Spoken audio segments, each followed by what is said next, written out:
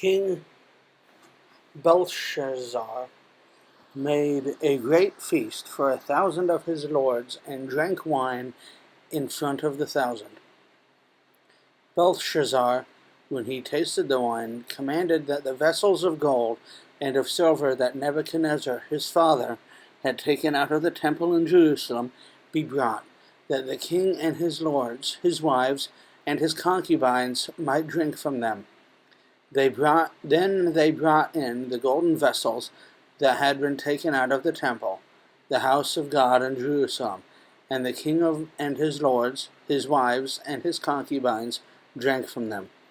They drank wine and praised the gods of gold and silver, bronze, iron, wood, and stone.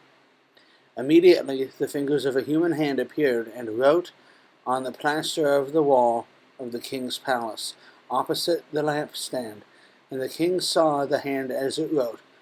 Then the king's color changed, and his thoughts alarmed him. His limbs gave way, and his knees knocked together. The king called loudly to bring in the enchanters, the Chaldeans, and the astrologers.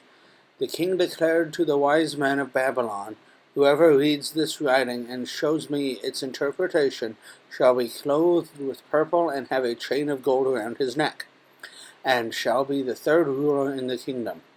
Then all the king's wise men came in, but they could not read the writing or make known to the king the interpretation.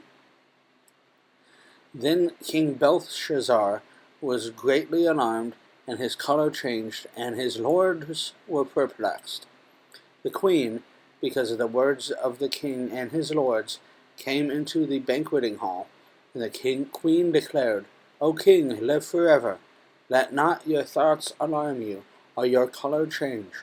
There is a man in your kingdom, in whom is the spirit of the holy gods. In the days of your father, light and understanding and wisdom, like the wisdom of the gods, were found in him. And King Nebuchadnezzar, your father the king, made him chief of the magicians, enchanters, Chaldeans, and astrologers, because an excellent spirit, knowledge, and understanding to interpret dreams, explain riddles, and solve problems was found in this Daniel, whom the king named as Belteshazzar. Now let Daniel be called, and he will show the interpretation."